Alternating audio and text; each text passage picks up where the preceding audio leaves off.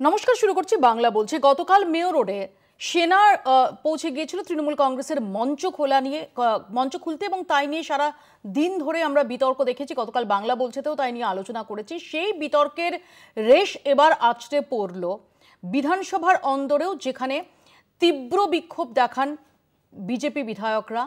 তারা ওয়াকআউট করেন, সাসপেন্ড হন বিরোধী দলনেতা শুভেন্দু অধিকারী। আর এই সব কিছুর মধ্যেই আজকে আরও একটি ঘটনা। আজ সকালে হঠাৎই খবর পাওয়া গেল যে সেনার একটি ট্রাক আটক করেছে কলকাতা পুলিশ। রাইটার্স বিল্ডিংয়ের সামনে থেকে জানিয়ে শুরু হয় রাজনৈতিক উত্তাপ চড়তে থাকা। কলকাতা পুলিশের তরফ থেকে সিসিটিভি ফুটেজ প্রকাশ করে অভিযোগ করা হয় যে সময় কলকাতার পুলিশ কমিশনারের গাড়ি আসছিল, ঠিক সেই সময় একটা বিপজ্জনক বাঁক নেয় ওই ট্রাকটি। সেটাও এমন একটা জায়গায় যেটা থেকে নো রাইট টার্ন, অর্থাৎ যেখান থেকে বাঁকটা নিচ্ছিল সেখানে ওই টার্ন নেওয়ার জায়গাটা ছিল না। এর পরিপ্রেক্ষিতে আমরা নতুন করে সংঘাত দেখতে পাচ্ছি, এবং এই মুহূর্তে দাঁড়িয়ে লালবাজারে প্রেস কনফারেন্স করছেন পুলিশ আধিকারিকরা, যেখানে তারা বলছেন যে এটা যে কোনো ট্রাফিক রুল ভায়োলেশনের মতো একটা কেস হিসেবেই তারা বিবেচনা করছেন, এবং সেই অনুযায়ী তারা এই গোটা মামলাটা রুজু করেছেন। এটাকে পুলিশ বনাম সেনাবাহিনী হিসেবে দেখা ঠিক নয়। এই সব নিয়ে আমরা আলোচনা করব। শুরুতে চোখ রাখবো প্রতিবেদনে।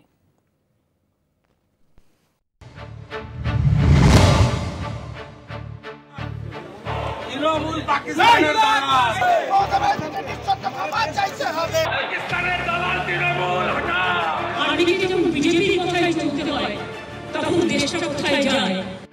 উত্তাল রাজ্য রাজনীতি, একদিকে তৃণমূল, অন্যদিকে বিজেপি, মাঝে সেনাবাহিনী। মেয়র রোডে তৃণমূলের ভাষা আন্দোলনের মঞ্চ খুলে দেওয়ায় গতকালই আসরে নামেন মুখ্যমন্ত্রী। রাজ্য সরকারের বিরুদ্ধে সেনাকেও বিজেপি কাজে লাগাচ্ছে বলে অভিযোগ তোলে তৃণমূল। এর মধ্যেই আজ রাইটার্সের সামনে একটি সেনা ট্রাক বিপজ্জনকভাবে ট্রাফিক আইন লঙ্ঘন করে। অল্পের জন্য সংঘর্ষের হাত থেকে বেঁচে যায় পুলিশ কমিশনারের গাড়ি। এই পরিস্থিতিতেই আজ শুরু হয় বিধানসভার অধিবেশন। সেখানেই সরকারের বিরুদ্ধে স্লোগান তোলে বিজেপি। ভারতীয় সেনাকে অপমান করা হচ্ছে বলে অভিযোগ তোলেন বিরোধী দলনেতা। অধিবেশন বানচাল হতে বসায় শুভেন্দুকে সাসপেন্ড করেন স্পিকার। তখন বিজেপি বিধায়করা একজোটে অধিবেশন বয়কট করে।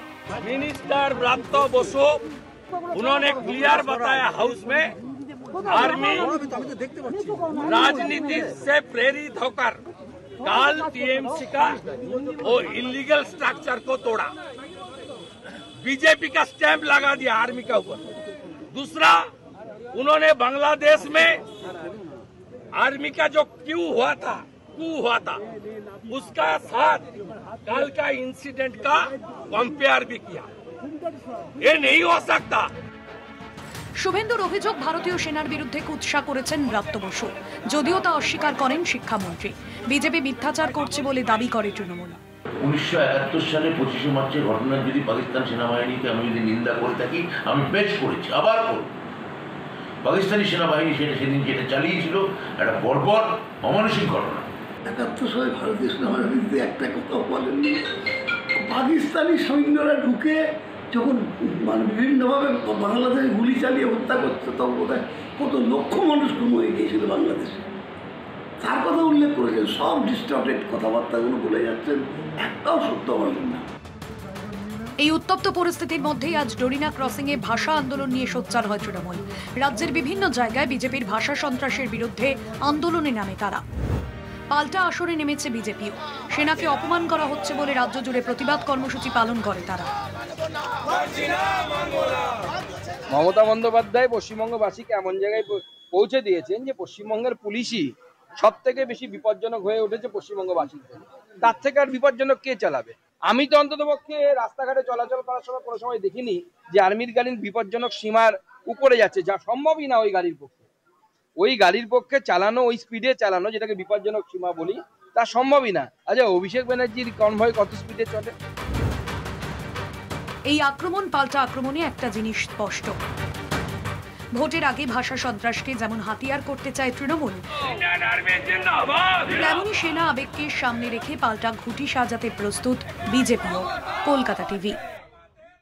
আমাদের সঙ্গে রয়েছেন তৃণমূল কংগ্রেসের পক্ষ থেকে সম্রাট চক্রবর্তী, বিজেপির পক্ষ থেকে প্রীতম দত্ত রয়েছেন, অবসরপ্রাপ্ত সেনাকর্তা কর্নেল রাজেন্দ্র ভাদুরী এবং আমাদের সঙ্গে কিছুক্ষণের মধ্যেই যোগ দেবেন কংগ্রেসের পক্ষ থেকে চন্দন ঘোষ চৌধুরী। আমি প্রথমে কর্নেল ভাদুরীর কাছেই যাই। কর্নেল ভাদুরী, আমরা গতকাল যে ঘটনা প্রবাহ দেখলাম মেয়র রোডে এবং যেখানে স্বয়ং মুখ্যমন্ত্রী মমতা বন্দ্যোপাধ্যায় পৌঁছে গেলেন এবং সেখানে যে অভিযোগটা ছিল যে সেনাবাহিনী যেভাবে মঞ্চ খুলছে, সেনাবাহিনীর যে বক্তব্য ছিল যে ওই জায়গায় দুদিনের জন্য পারমিশন দেওয়া হয়, তার বেশি নয়, এবং তার বেশি এটাকে দীর্ঘায়িত করার যদি পারমিশন দরকার হয় তাহলে সেটা প্রতিরক্ষা মন্ত্রক থেকে নিতে হয়, সেটা লোকাল অথরিটি তারা সেটা করতে পারেন না এবং এখানে বারবার আয়োজকদের তাদের রিমাইন্ডার দেওয়া সত্ত্বেও তারা খোলেননি। কিন্তু ইতিমধ্যে আমরা দেখতে পাচ্ছি শাসক পক্ষ থেকে অভিযোগ করা হচ্ছে যে সেনাবাহিনীকে এখানে বিজেপির পক্ষ থেকে পাঠানো হয়েছে। আমি আপনাকে রাজনৈতিক বিতর্কে ঢুকতে বলবো না, কিন্তু আমি আপনার কাছে একদম টেকনিক্যালি জানার চেষ্টা করব যে এরকম ক্ষেত্রে সেনাবাহিনীর করণীয় কি? সত্যি কি এতজন সেনা আধিকারিক তারা এসে ত্রিপল খুলছেন, বাঁশ খুলছেন, এটা খুব ইউজুয়াল একটা দৃশ্য?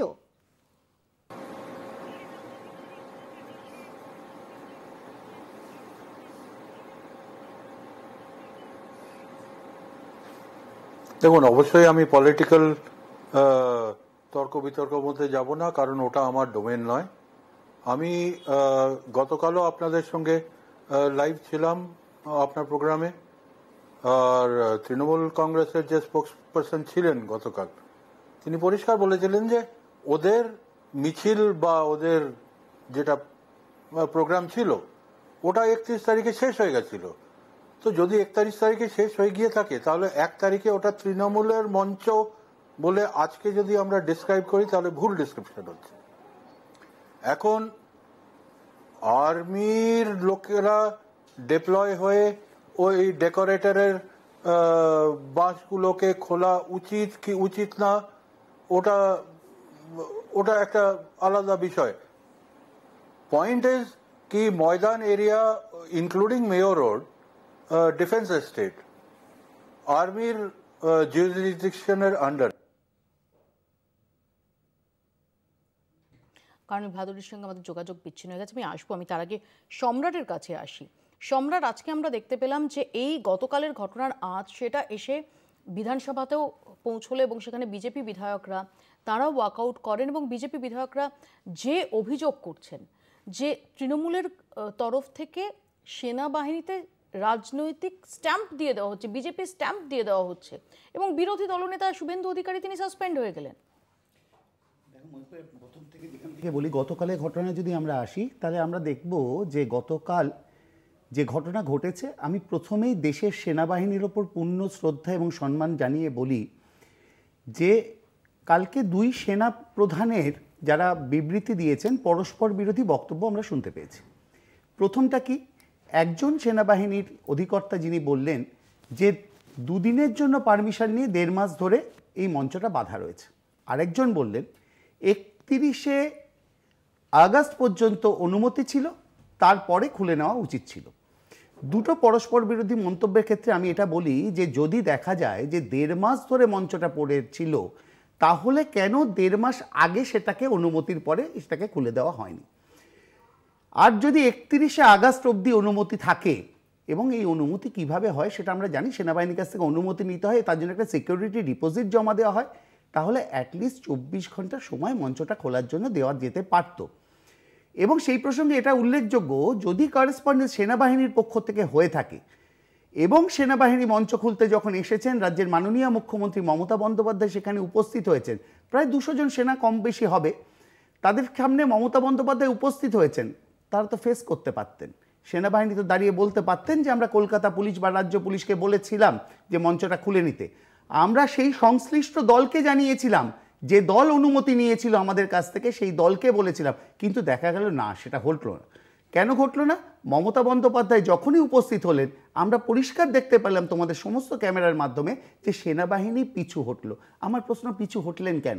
যদি নৈতিক অধিকার নিয়ে আপনারা মঞ্চ খুলতে এসে থাকেন। কিন্তু ঠিক এই জায়গাটাতে তো সম্রাট বিজেপি যে প্রশ্ন তুলছে যে সেনাবাহিনী পিছু হটলো, এই বক্তব্যটার মধ্যে কোথাও একটা সেনাবাহিনীর প্রতি অসম্মান রয়েছে।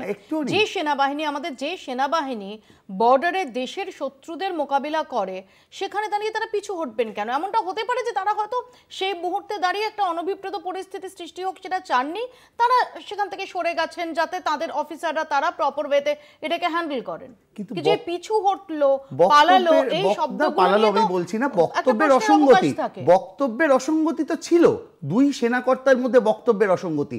আমার প্রশ্ন হচ্ছে, ওখানে মিডিয়া ছিল, মুখ্যমন্ত্রী ছিলেন, সেনাবাহিনী তো পরিষ্কার করে বলে দিতে পারতেন আমরা এই সময়, আমরা 31শে আগস্ট রাত্রির 12টার পরে রাজ্য পুলিশ বা কলকাতা পুলিশকে এইভাবে আলটিমেটাম দিয়েছিলাম, আমরা সংশ্লিষ্ট রাজনৈতিক দল যারা আমাদের থেকে পারমিশন নিয়েছিল তাদেরকে আলটিমেটাম দিয়েছিলাম, কিন্তু সেই সময় উত্তীর্ণ হওয়ায়, অতিক্রম হওয়ার পরে আমরা এই সিদ্ধান্ত নিতে বাধ্য হয়েছি। এটা তো আমাদের জানার দরকার ছিল। আমি প্রীতমের কাছে আসবো। প্রীতম, আজকে এই নিয়ে যেভাবে আমরা বিধানসভা উত্তাল হতে দেখলাম এবং সেখানে বিজেপি বিধায়করা সেখানে বিক্ষোভ দেখালেন, বিজেপি বিধায়করা তারা ওয়াকআউট করলেন, যার জেরে বিরোধী দলনেতা তিনি সাসপেন্ডও হলেন।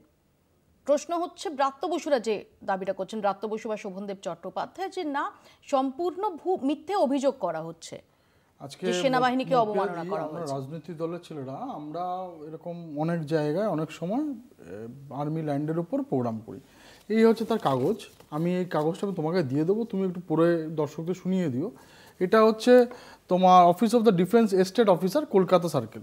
এখানে একদম পরিষ্কার লেখা আছে, আমরা যখনই কিছু অ্যাপ্লাই করেছি, আমি নিজে অ্যাপ্লাই করেছিলাম 2002-এ কেল্লার মাঠ বলে ডায়মন্ড হারবারে একটা ডিফেন্সের জায়গা আছে, সেখানে তার আগে মাননীয় সাংসদ ওখানে প্রোগ্রাম করেছিলেন, আমরা ওটা প্রোগ্রাম করবো দেখে অ্যাপ্লাই করেছিলাম। তার ফরম্যাট দেওয়া আছে, পরিষ্কার করে লেখা আছে গভর্নমেন্ট অফ ইন্ডিয়া ডিফেন্সের, যে 3 দিনের বেশি কোনো পলিটিক্যাল পার্টিকে দেওয়া হয় না। যদি দিতে হয় তার কারণ ব্যাখ্যা করে এমওডিকে চিঠি দিতে হবে, কপি রাখতে হবে এখানকার লোকাল তোমার ডিফেন্সদের, এবং তার এগেনস্ট ওই 3 দিনেরই টাকা ডিপোজিট হবে, 1 মাসের টাকা ডিপোজিট হয় না। এবং ওখানে পরিষ্কার লেখা আছে ওই 3 দিনের জন্য দেওয়া হবে, একদম মানে ফরম্যাট দেওয়া থাকে, এবং সেই 3 দিনের পর তুমি যেভাবে ল্যান্ডটা নিয়েছো সেইভাবে যদি খোঁড়াখুড়িও করো সেইভাবে ল্যান্ডটাকে তোমাকে ফেরত দিতে হবে। এটা একদম প্রত্যেকটা কাগজে লেখা আছে। 1999 থেকে 2002-এর মধ্যে এরকম প্রচুর করসপন্ডিং হয়েছে। এটা চাইলে আপনাকে দিয়ে দেবো, আপনি দর্শকদের পড়ে শোনেন। আসলে দেখুন, মমতা ব্যানার্জি কালকে কী করলেন, এই যে কালকে সেনাকর্তারা বারবার বলছে, ওখানে বারবার এরা বলেছে যে যারা অর্গানাইজার, ওখানে কি মমতা ব্যানার্জি চিঠি দিয়েছিলেন আপনার সিএমও থেকে যে আমরা এখানে মঞ্চ বাঁধবো? দিয়েছিল তো তৃণমূল দল। আসলে এই যে আমাদের চিফ মিনিস্টার আর তৃণমূল সব একসাথে ঘেটে অনেক দিন আগে হয়ে গেছে, এটা পশ্চিমবঙ্গের সরকার এবং দলের মধ্যে কোনো তফাৎ নেই, সব এক। তো সেই জন্যই মমতা ব্যানার্জি কথাগুলো বলেছেন। আর আক্রমণ করতে দেখুন, বিজেপিকে আক্রমণ করবেন, এটা স্বাভাবিক ঘটনা যে আপনি পলিটিক্যাল পার্টিতে আক্রমণ করবেন, আপনার অপোজিশনকে আক্রমণ করবেন। কিন্তু এই আক্রমণ করতে করতে করতে করতে মমতা ব্যানার্জি আপনার সংবিধানকে আক্রমণ করেন, মমতা ব্যানার্জি কোর্টকে আক্রমণ করেন, মমতা ব্যানার্জি সেনাবাহিনীকে আক্রমণ করেন। আবারও প্রমাণ, এটা তো নতুন না যে মমতা ব্যানার্জি নতুন করে করছে, এর আগেও বলে দিয়েছেন কু করছে, সে যখন ডিল করছিল। আরো একবার আসবো কর্নেল রাজেন্দ্র ভাদুরীর কাছে, কারণ তার সঙ্গে তখন যোগাযোগ বিচ্ছিন্ন হয়ে গেছিল। কর্নেল ভাদুরী, যে বিষয়টা আপনার কাছে জানতে চাইছিলাম যে একদম টেকনিক্যালি আসলে প্রসিডিওরটা কি হওয়ার কথা?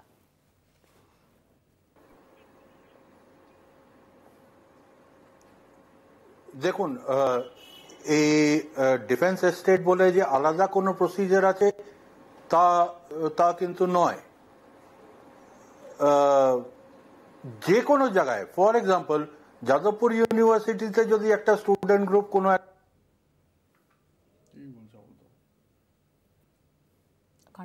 পারমিশন নেয়, একটা পার্টিকুলার ডিউরেশনের জন্য সেই পারমিশনটা দেওয়া হয়, আর ওই পারমিশনটা শেষ হয়ে যাওয়ার পরে ওদেরকে ওই প্লেসটা ভেকেট করে দিতে হয়। প্রসিজার এক্স্যাক্টলি এখানেও সেম। ডিফেন্স এস্টেট অফিসারকে, ডিইও কে অ্যাপ্লাই করা হয়, একটা পার্টিকুলার নির্দিষ্ট সময়ের জন্য অ্যালটমেন্ট হয়, আর নির্দিষ্ট সময় নিজের শেষ হয়ে যাওয়ার পরে ওই জায়গাটাকে ভেকেট করে দিতে হয়।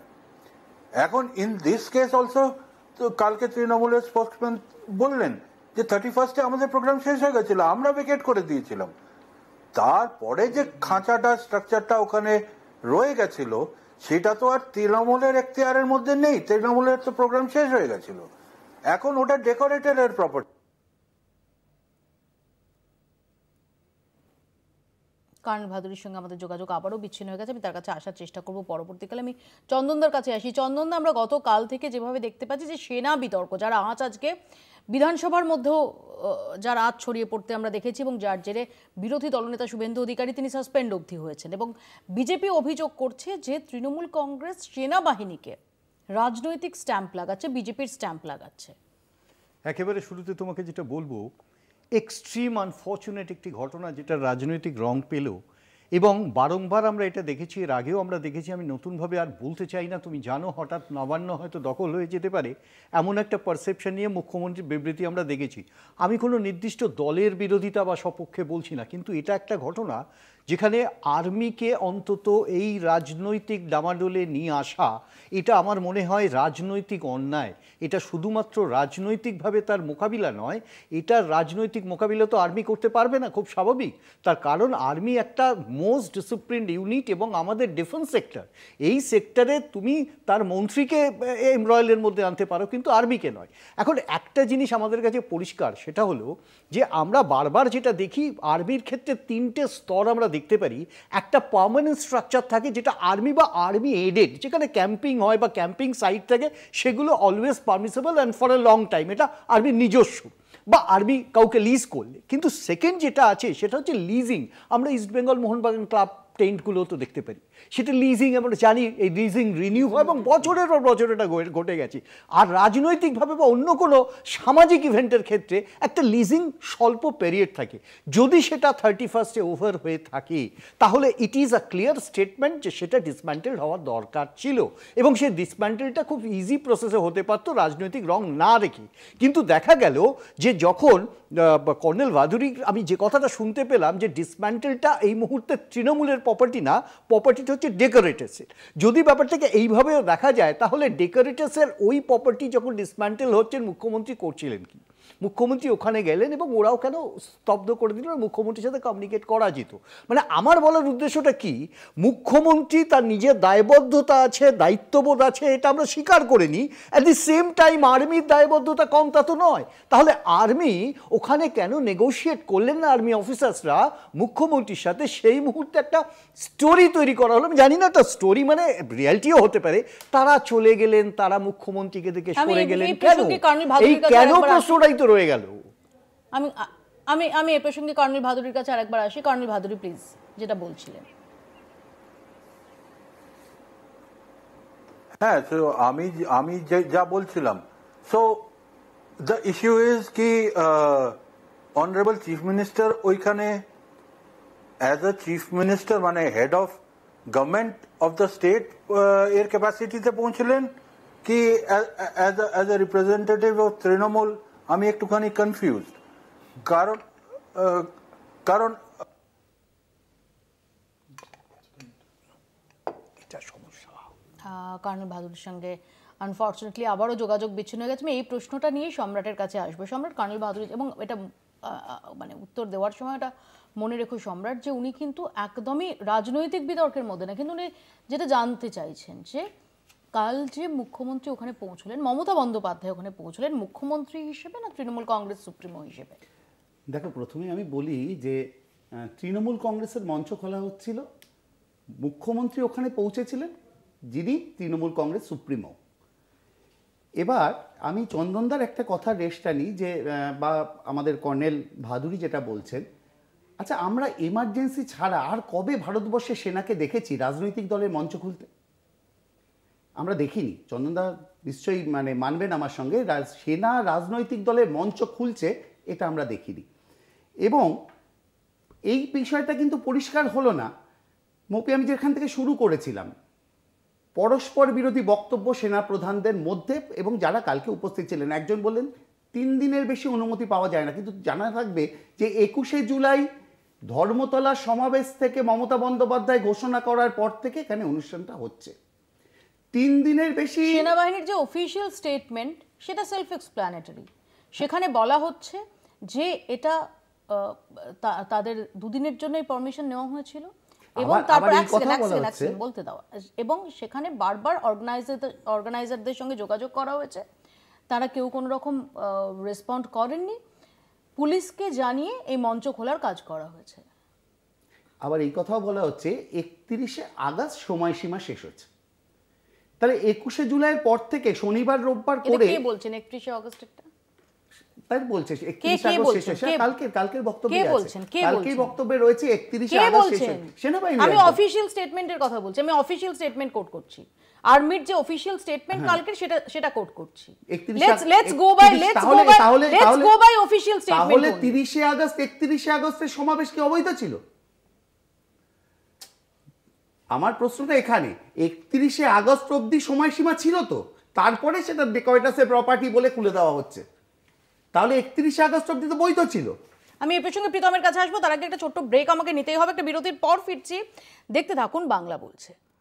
পড়ার যেমনটা বলছিলাম যে এই আবহের মধ্যেই, এই বিতর্কের রেশ কাটতে না কাটতে আজ সকালে রাইটার্স বিল্ডিং এর সামনে সেনার একটি ট্রাকের রং রাইট টার্ন, এবং সেটাও একদম কলকাতার নগরপালের গাড়ি, কোনো মতে রক্ষা, যাকে কেন্দ্র করে নতুন বিতর্ক। দেখুন।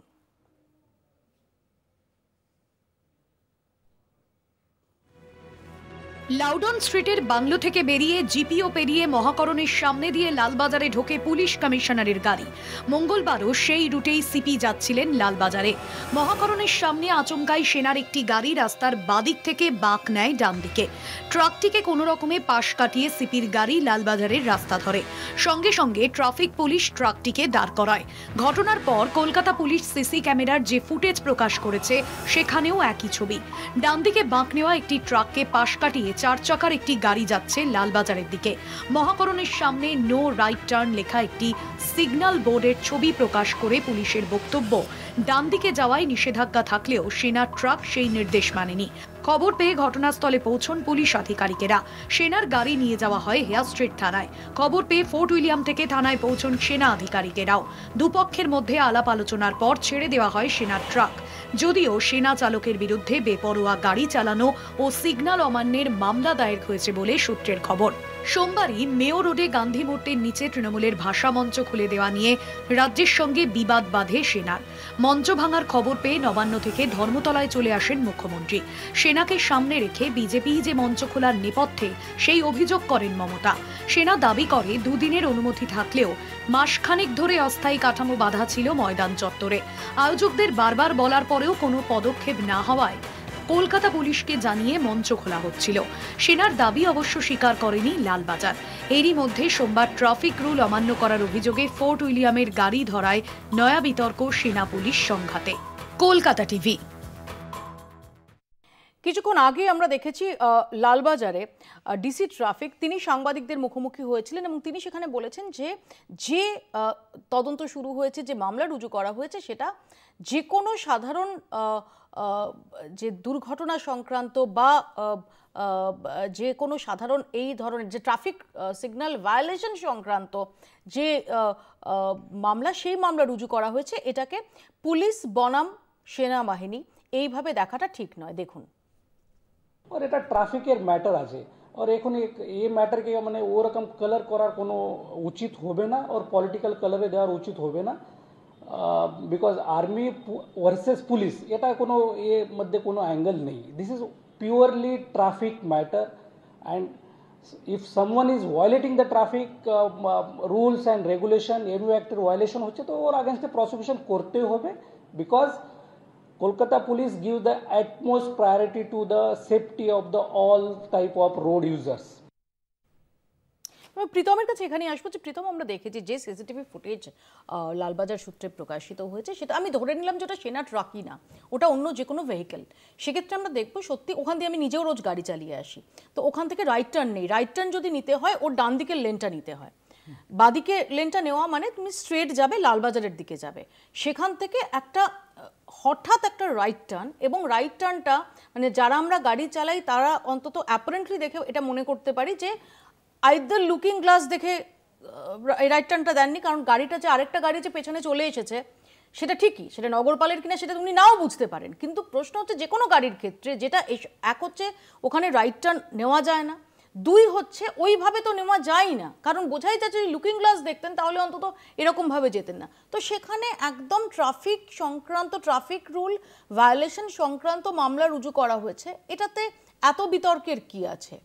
দিদি দেখুন, বিতর্কে তো কিছু নেই, তার কারণ হচ্ছে আমাদের দুটো ডেকোরেটেড নিজস্ব অর্গানাইজেশন, আমি আমার স্টেটের পুলিশ এবং আমার দেশের সেনাবাহিনী, তাদের মধ্যে কোনো বিতর্ক হবে একদম কাঙ্ক্ষিত না। কিন্তু অদ্ভুত কাণ্ড, আমরা যে রাজ্যে বাস করি তার মুখ্যমন্ত্রী দেখছেন না, একটু আগে কর্নেল ভাদুরী নিজে বলছিলেন যে উনি সিএম হিসাবে ওখানে চলে গেছেন, যে সিএম একটা চিফ মিনিস্টার নিজের দেশের সেনাবাহিনীকে গালাগাল করছেন, বলছেন এই আমি এলাম, এটা পালিয়ে গেল, একদম এই ভাষায়। তুমি ভাবো, মানে এটা আমাদের দুর্ভাগ্য যে বাঙালির মানে এমন একজন মুখ্যমন্ত্রী, আমাদের যখন বাইরে যাবো তারা বলবে যে একজন বাঙালি মুখ্যমন্ত্রী তিনি সেনাবাহিনীকে গালাগাল করেন। এর আগে বলছিল সেনাবাহিনী দখল করে নিয়েছেন, এবং আজকে আরেকজন মন্ত্রী বলে দিলেন ভারতীয় সেনাকে তুলনা করলেন সে পাক সেনার সাথে, সে জল্লাদ সেনার সাথে। মানে এটা আমাদের দুর্ভাগ্য। ব্রাত্য বসু অভিযোগ করছেন যে এটাকে ভুলভাবে ইন্টারপ্রেট না, ওনার কথাটা আপনি শোনান, উনি কি বলেছেন। উনি বলেছেন যে হ্যাঁ দিদি, কালকে নাকি এই খুলে দেওয়াটা, যেটা আমি তোমাকে এই ডকুমেন্টটা তুমি কাইন্ডলি নিজে একটু রেখো এবং তৃণমূলের বন্ধুদের দাও, উনি যেন ওনার সিএমকে দেয়, পরিষ্কার লেখা আছে। 2002-তে তার একদম অফিসিয়ালি লিখেছে, তখন তো বিজেপি গভর্নমেন্ট ছিল না, যে 3 দিনের বেশি কোনো পলিটিক্যাল পার্টিকে দেওয়া যাবে না এক্সেপ্ট কোন রিলিজিয়াস অর্গানাইজেশন। যেমন দুর্গাপুজো অনেক জায়গায় হয়। ট্রাকের প্রসঙ্গে আসি প্লিজ। এবার ট্রাকের প্রসঙ্গে বলো, এটা একদম ট্রাফিক ব্যাপার, ট্রাফিকের একটা নিজস্ব ব্যাপার, কলকাতা পুলিশ এবং আর্মি নিজস্ব বুঝে নেবে। এটার মধ্যে কোনো রকম কোনো পলিটিক্যাল কালারটা দিচ্ছে কে? না, পলিটিক্যাল কালারটা একদম 100% তৃণমূল দিচ্ছে। পলিটিক্যাল কালারটা এক সেকেন্ড, ডিসি ট্রাফিককে আমরা বলতে শুনলাম, এক সেকেন্ড। আমরা এর আগে কলকাতা পুলিশকেও আমরা দেখেছি এই গোটা ঘটনার ব্যাখ্যা করে বলা হয়েছে যে কোনো কোনো মহল থেকে বিভ্রান্তি ছড়ানো হচ্ছে, তার কোনো জায়গা নেই। ডিসি ট্রাফিক তিনি কিছুক্ষণ আগে বললেন যে এটাতে পলিটিক্যাল কালার দেওয়ার কিছু নেই, এটা একদম সাধারণ একটা ট্রাফিক রুল ভায়োলেশনের ক্ষেত্রে যে মামলা রুল হয় তার পদ্ধতিতে এটাকে দেখা হচ্ছে। এটাতে সেনাবাহিনী বনাম পুলিশ এরকম কোনো অ্যাঙ্গেলে দেখার দরকার নেই। তা এই পলিটিক্যাল কালারটা, রাজনৈতিক রংটা কে দিচ্ছে, কারা দিচ্ছে? দেখো, আমি একটা কথা বলি যে গতকালকের ঘটনার সূত্র ধরে আজকে যখন সেনাবাহিনীর গাড়ির সাথে একটা ট্রাফিক আইন লঙ্ঘন করার ঘটনা ঘটেছে, পরবর্তী ক্ষেত্রে বিধানসভায় যে আলোচনা বা যে এটা হয়েছে সেটার সঙ্গে এটাকে একসাথে মিলিয়ে দেওয়া হয়েছে, কিন্তু ঘটনা একদমই সেটা নয়।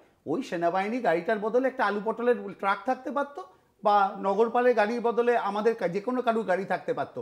সেই ক্ষেত্রে ধরে এবং পরবর্তী ক্ষেত্রে সেনাবাহিনীর সঙ্গে পুলিশ থানায় এসে ব্যাপারটা মিটে যায়। কিন্তু গতকালের ঘটনাটা রং চড়িয়ে যেভাবে আজকের ঘটনাটাকে জাস্টিফাই করার চেষ্টা করেছে বিজেপির লোকেরা, বিজেপির বিধায়কেরা, এবং সেই ক্ষেত্র থেকে এখানে রাজনৈতিক রং চড়েছে। এবং একটা কথা এই প্রসঙ্গে আমার বলার কথা, যে দেশাত্মবোধ বা সেনাবাহিনী নিয়ে এর আগেও বিজেপি বহু সময় বহু কথা বলেছে, এবং সবসময় তারা, আমরা যদি একটু আগে থেকে দেখি যে পুলওয়ামার ঘটনা নিয়ে দেশের প্রধানমন্ত্রী ভোট চেয়েছেন, সেনাবাহিনীকে সেদিনকে কিন্তু রাস্তায় নামানো হয়েছিল। আজকে সেনাবাহিনীর সম্মানের কথা যারা বলছে, যারা বিবৃতি দিয়েছেন বিজেপির নেতৃত্ব, সেনাবাহিনীর সম্মান রাখে না, তাদেরকে আমি স্মরণ করিয়ে দিতে চাই যে কর্নেল সোফিয়া কুরেশিকে মন্তব্য করার পরে বিজেপি তার বিরুদ্ধে কোনো ব্যবস্থা নেয়নি। আমাদের দেশের সেনা ঝন্টু আলী শেখকে সম্পর্কে মৃত্যুর পরে কুমন্তব্য করার পরেও বিজেপি ব্যবস্থা নেয়নি। তৎকালীন রাজ্যপাল সত্যপাল মালিককে পুলওয়ামার ঘটনায় মুখ বন্ধ করতে বলেছিলেন স্বয়ং দেশের প্রধানমন্ত্রী। আরও পেছনে যদি ফিরে যাই, 2014 সালের 16ই নভেম্বর আমাদের মনে থাকবে, যেদিন ক্যাপ্টেন নরেন্দ্র কুমার বালতাল থেকে কার্গিল যাওয়ার পথে পাকিস্তান সেনারা যখন তাকে আক্রমণ করেছে, তাকে প্রত্যাঘাত করতে বারণ করা হয়েছে শুধু এই কারণে যে তখন দেশের প্রধানমন্ত্রী নওয়াজ শরীফের বাড়িতে দাওয়াত খেতে গেছেন। নরেন্দ্র কুমারের দেহটা পরের দিন জোনপুরে গভীরানের কলেজ মাঠে কিন্তু আনা হয়েছিল। আজকে তোমার দিদি, এর আগেও মুখ্যমন্ত্রীকে আমরা দেখেছি যে যখন সামান্য ড্রিল হয় আমাদের হুগলি ব্রিজে, তখন বলে যে আর্মি নাকি দখল করে নেবে, এবং মুখ্যমন্ত্রীর কথা এবং অন্য বিরোধী দলের কথা সেটা পাকিস্তানের ডন পত্রিকায় ছাপানো হয়। আমার প্রশ্ন সিম্পল, তুমি একটু আগে যে কথাটা বললে একদম আমি তার সঙ্গে সম্পূর্ণ সহমত, যে একটা ট্রাফিক রুল ভায়োলেশনের ঘটনা ঘটেছে, সেই ঘটনার পরিপ্রেক্ষিতে পুলিশ কিছু অ্যাকশন নিচ্ছে, কিন্তু এটা তুমি বলছো একদম খুব লজিক্যাল কথা বলছো, যে এবং যেটা আমরা আলোচনা করছিলাম যে ওখানে অন্য যে কোনো গাড়ি থাকতে পারতো। কিন্তু প্রশ্ন হচ্ছে আজকে সকালে এই ঘটনার পর থেকেই তো আমরা দেখছি যে সেনাবাহিনীকে হ্যারাস করা হচ্ছে, যে কারণে সেনাবাহিনীর ট্রাক আটকানো হচ্ছে, এরকম একটা ন্যারেটিভ সেট করার চেষ্টা তার কারণ যে একটু কর্নেল ভাদুরীর কথা পরিষ্কার হয়ে গেছে যে উনি কেউ বুঝতে পারছে না, আমরা বাংলার, তুমিও হয়তো বুঝতে পারছো কিনা জানি না, তুমি বলতে পারবে না যে কালকে মমতা ব্যানার্জি ওখানে তৃণমূল নেত্রী হিসেবে গেলেন না মুখ্যমন্ত্রী হিসেবে গেলেন, এবং মুখ্যমন্ত্রী হিসেবে যদি যান তাহলে দাদা আমি তোমার সঙ্গে বলিনি, মুখ্যমন্ত্রী হিসেবে যদি যান সেই মুখ্যমন্ত্রী হিসেবে গিয়ে বলবেন বিজেপির আর্মি, এইটা তো কাকে অপমান করছেন উনি? কাকে অপমান করছেন? এবং ওনাকে দেখে নাকি আর্মি পালিয়ে গেছে। আইএসএফ বিধায়ক নওশাদ সিদ্দিকী তিনি কি বলছেন এই প্রসঙ্গে? ইন্ডিয়ান আর্মি কলকাতা পুলিশের একটা ঠান্ডা যুদ্ধ চলছে দেখানো হচ্ছে। আমি মনে করছি এর মধ্যে রাজনীতি লুকিয়ে আছে।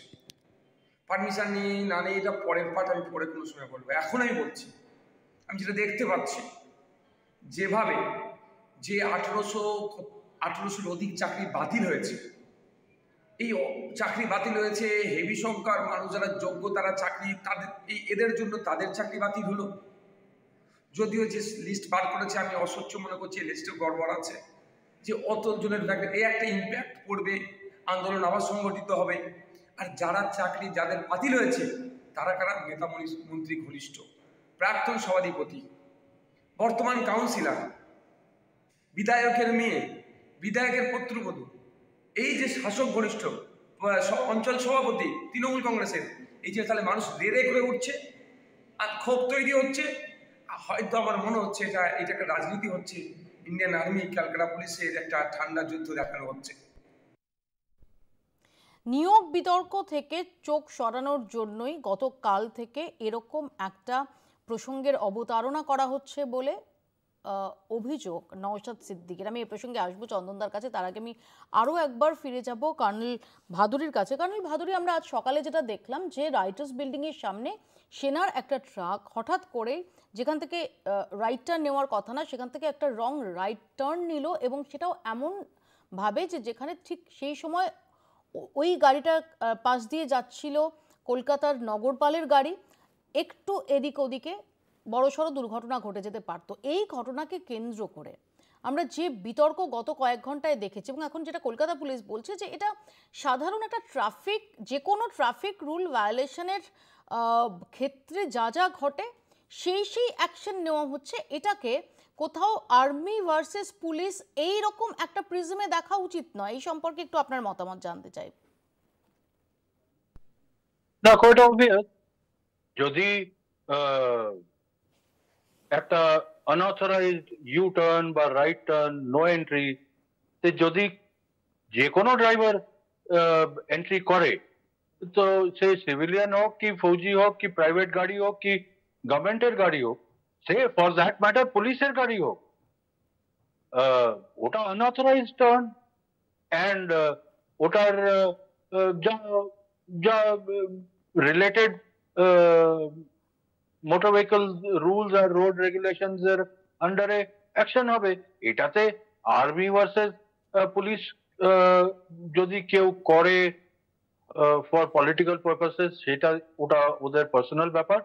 But as a citizen and as ex army officer, আমি তো এটাকে একটা নর্মাল রোড ইনডিসিপ্লিন হিসেবেই দেখি।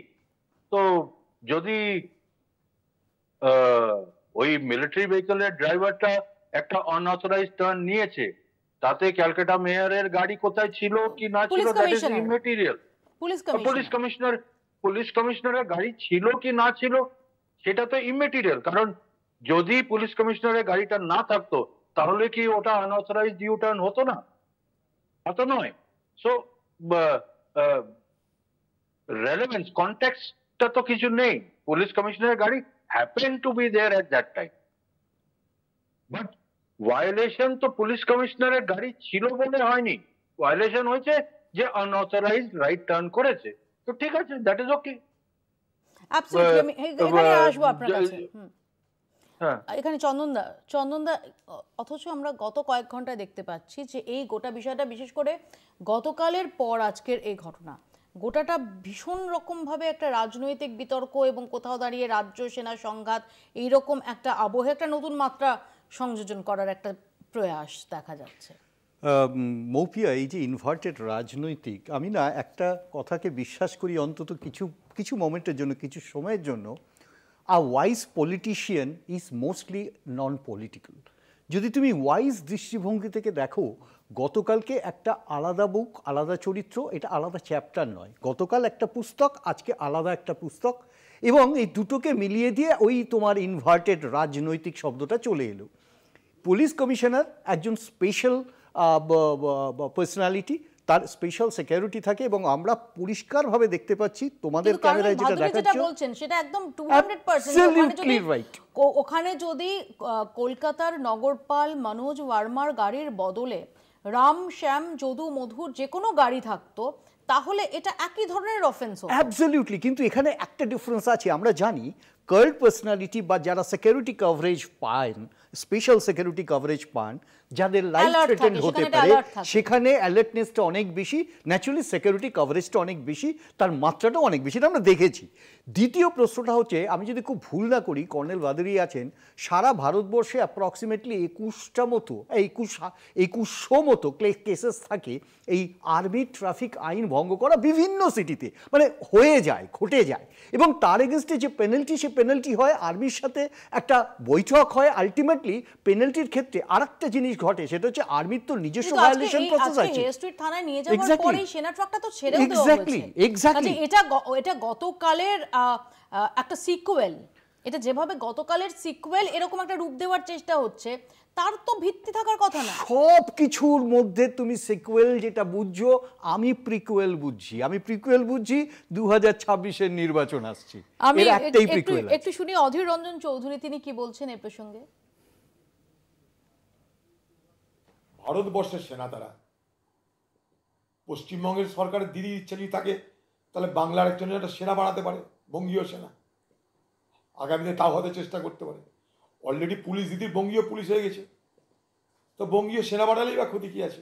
আমি নিয়মও মানব না, ধমকিও দেখাবো, ভয়ও দেখাবো, তাদেরকে পুলিশের কেসও খাওয়াবো, তাকে এবার সেনাকে বলবে হয় তৃণমূল করো নাহলে বাংলা ছেড়ে পালাও, হয় তৃণমূল করো না হয় বাংলা ছাড়ো। দিদিরা এই স্লোগান দিয়ে বসে। সম্রাট অধীর রঞ্জন চৌধুরীর বক্তব্য যে এবার না এই স্লোগান ওঠে যে হয় সেনার উদ্দেশ্যে যে হয় তৃণমূল করো না হলে বাংলা ছেড়ে পালাও। না, চন্দনদা এতক্ষণ যে কথাগুলো বলছিলেন, চন্দনদার নেতা অধীর চৌধুরীর কথার সাথে কিন্তু একদমই মিলল না। এই যে রাজনীতি, চন্দনদা যেটাকে কোট করতে চাইলেন রাজনীতি, আচ্ছা চন্দনদা অধীরদা কি করলেন? রাজনীতি করলেন। সত্যিই যদি এই কথাটা আমরা সব বলছিলাম, প্রত্যেকেই বলেছি, কর্নেল বলেছেন, প্রীতমও বলেছে, আমরাও বলেছি, এটা একটা নিছক ট্রাফিক আইন ভাঙার ঘটনা। ঘটনাচক্রে গতকালে ঘটনার সঙ্গে সেটাকে কেউ কেউ জুড়ে দেওয়ার চেষ্টা করেছেন, যেটা একান্তই কাম্য নয়। কিন্তু চন্দনদা পরিষ্কারভাবে যদি অধীর চৌধুরীর বক্তব্যটা শোনেন, তাহলে রাজনীতিটা তো অধীর চৌধুরী শুরু করলেন যে তৃণমূল করো, সেনাকে তৃণমূল করতে বলা হয় নাকি পুলিশকে তৃণমূল করতে বলা হয়। আমি বলছি পরিপ্রেক্ষিতে শুধু আজ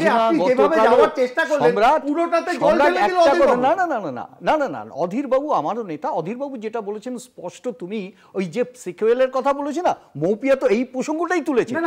সিকুয়েল মানে গতকাল এবং আজকে এই দুটোকে মিলে একটা রাজনৈতিক পরিধি তৈরি করা, তার পরিপ্রেক্ষিতে অধীর বাবু বলেছেন, মূলত যেটা বলেছেন, কিন্তু গতকালকের ঘটনাকে কেন্দ্র করে ট্রাফিকটা কোথায়, ট্রাফিকটা এলো কোথায়? বিজেপি আর্মি বলা ঠিক আছে? Yes or no? BJP army যে বলেছে মমতা ব্যানার্জি বলে, এবং বন্দ্যোপাধ্যায় যেটা বলেছেন সেটা আবার নতুন করে শোনা প্রথমেই চলেছে। দেশে ঠিক আছে, দেশে আমাদের আর্মি জওয়ানরা পালিয়ে গেছে, ঠিক আছে বলা? আরে পুলিশকে কোনো সরকার হয় না, পুলিশকে কোনো সরকার কোনো রাজনৈতিক দল পুলিশ হয় না, কিন্তু বাঙালি বাংলা ভাষায় কথা বললে, বাংলা ভাষায় কথা বললে পুলিশ অত্যাচার করে, শুধু বাংলা ভাষায় কথা বললে। আরে এটা বলতে হবে তো, মহারাষ্ট্রের পুলিশের কথা বলতে হবে তো, দিল্লির পুলিশের কথা বলতে হবে তো, যারা বাংলা ভাষাকে দিল্লি দিচ্ছে না। ও কথা হচ্ছে সেটা কোনো রাজনৈতিক দলের হয় নাকি?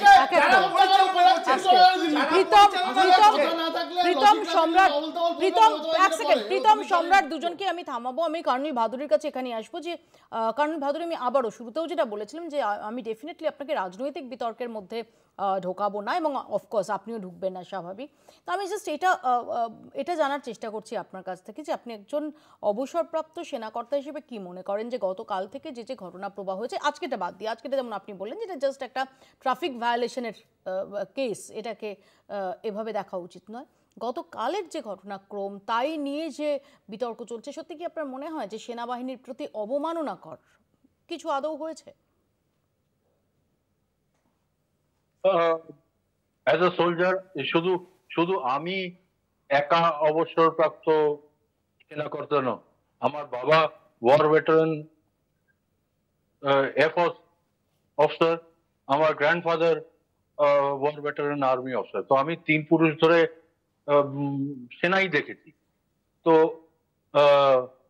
সেনার অপমান বা ইনসাল্ট অত অত তাড়াতাড়ি হয় না। মানে পলিটিক্যালি কেউ যদি ওটাকে একটা ইস্যু বানাতে চায় সেটা ওদের ব্যাপার, কিন্তু as far age I am concern arm forces এর অপমান এটসেট্রা অত ইজিলি হয় না।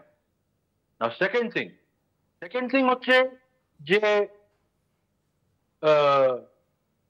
ওই স্টেজটা বা ওই ডেকোরেটরের প্রপার্টিটাকে ডিসম্যান্টেল করা হয়েছে, তাতে আপত্তি ডেকোরেটরের হওয়া উচিত ছিল, কিন্তু আমি তো কোথাও ডেকোরেটরের আপত্তি দেখছি না। এইখানে একদিকে তৃণমূল হই হই করছে, আর একদিকে বিজেপি হই হই করছে, কিন্তু ডেকোরেটরের কথা কোথা থেকে আসছে না। থার্ড থিং, ক্যালকাটা পুলিশের ওটাতে কোনো রোল নেই, কারণ ইন্ডিয়ান আর্মি পারমিশন দিয়েছিল, ইভেন্ট শেষ হয়ে যাওয়ার পরে ইন্ডিয়ান আর্মি নিজের ছেলেদেরকে পাঠিয়ে ওটাকে ডিসমেন্টেল করেছে। এখন আপনি বা অন্যরা প্রশ্ন করতে পারে যে ইন্ডিয়ান আর্মির কি দরকার ছিল আদৌ লোক পাঠিয়ে ওটাকে ডিসমেন্টেল করার, বা হোয়াট ওয়াজ দি এমার্জেন্সি? হ্যাঁ, I can agree to that argument যে হোয়াট ওয়াজ দি এমার্জেন্সি, কিন্তু ওরা যে ওই জিনিসটা করেছে ওইটা তো ওরা নিজের এখতিয়ারের মধ্যে করেছে। ওদের করা উচিত ছিল কি ছিল না, বা 24 ঘন্টা ওয়েট করা উচিত কি উচিত ছিল না, সেইটা তো আর্গুমেন্ট নয়। পয়েন্ট ইজ কি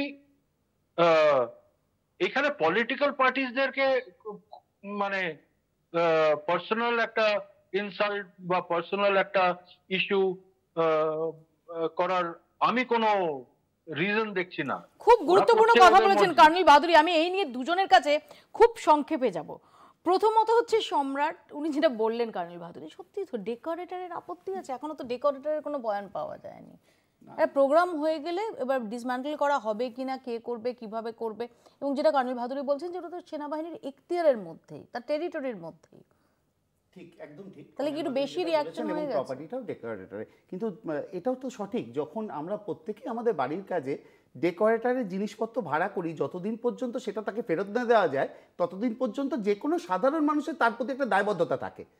এটা আমার বাড়ি, তোমার বাড়ি, সবার ক্ষেত্রে আমরা ভাড়া করি ডেকোরেটার্সের, প্রপার্টি কার ডেকোরেটার্সের, কিন্তু যতক্ষণ না তাকে ফিরিয়ে দেওয়া যায় ততক্ষণ পর্যন্ত সেই দায়বদ্ধতা থাকে। সেই দায়বদ্ধতার কারণে আরেকটা কথা আবার বলছি মৌপিয়া, কর্নেল ভাদুরী এই মুহূর্তে যে কথাটা বললেন 24 ঘন্টা অপেক্ষা করা উচিত ছিল। আশা করি এই কথাটা আমরা সবাই শুনেছি। প্রীতমের কাছে আসি। প্রীতম, কর্নেল ভাদুরী একটা খুব দামি কথা বলেছেন যে এত ছোট ছোট ঘটনায় ভারতের সেনাবাহিনীর অবমাননা হবে, সেনাবাহিনীর সম্মান মর্যাদা এতটা ফ্রেজাইল, এতটা ঠুনকো নয়। এটা নিয়ে আজকে যেভাবে তোমরা বিক্ষোভ দেখাচ্ছ, যেভাবে এটাকে তোমরা রাজনৈতিক ইস্যু করছো, তার কতটা প্রয়োজন রয়েছে, নাকি কোথাও ওই সেনাবাহিনীর আবেগ টেনে রাজনীতির জন্য রাজনীতি করা? আজকে এই 2025-এই তোমার আমাদের যে এখন সভাপতি রাজ্যসভার এমপি শ্রমিক ভট্টাচার্য পার্লামেন্টে প্রশ্ন করেছিলেন যে পশ্চিমবঙ্গে প্রায় ল্যান্ড আছে ডিফেন্সের কাছে 43,493 একর্স। তার মধ্যে জানেন মৌপিয়াদি যে আপনার ব্যারাকপুর থেকে শুরু করে সেই ডায়মন্ড হারবার অবধি বা সারা পশ্চিমবঙ্গে যে ল্যান্ড আছে তার মধ্যে অলরেডি 1,540 একর 0.85 একর অলরেডি এনক্রোচড হয়ে গেছে। বারবার চিঠি দিয়েছে ডিফেন্স, আজ অব্দি এনক্রোচমেন্ট সরেনি। কেন জানেন? এই আপনি গার্ডেন নিচে চলে যান, ওখানে দেখবেন মানে আমরা মার্কিং করে বারবার গিয়ে বলে এসেছি বিভিন্ন জায়গায় অনুপ্রবেশকারী রোহিঙ্গাদের বসতি হয়ে গেছে, কোনো হোলদোল নেই। এই যে কালকে যে ঘটনাটা, ওখানে যাবার নতুন করে কোনো বসতি হয়ে যাবে না, এবং আমাদের কথা না, আর্মি সেভারাল টাইমস, একবার দুবার না, সেভারাল টাইমস বলেছে, একবার রুল মেনে বলেছে যে 3 দিনের বেশি রাখতে পারবেন না, 3 দিনের বেশি রাখতে পারবেন না। কলকাতা পুলিশকে জানিয়ে গেছে, কলকাতা পুলিশকে জানিয়েছে, কলকাতা পুলিশকে জানিয়েছে। সেই ভাষা আন্দোলন শুরু হয়েছে, কিন্তু আজকের যে ইনসিডেন্ট, সেই ইনসিডেন্ট যে একটা জাস্ট ট্রাফিক রুল ভায়োলেশনের ইনসিডেন্ট, এভাবেই দেখা উচিত। এই কথাটা যেমন অবসরপ্রাপ্ত সেনা আধিকারিক বলছেন, তেমনই বলছেন লালবাজারের কর্তারাও। আপাতত বাংলা বলছে এখানেই শেষ করছি। দেখতে থাকুন কলকাতা টিভি।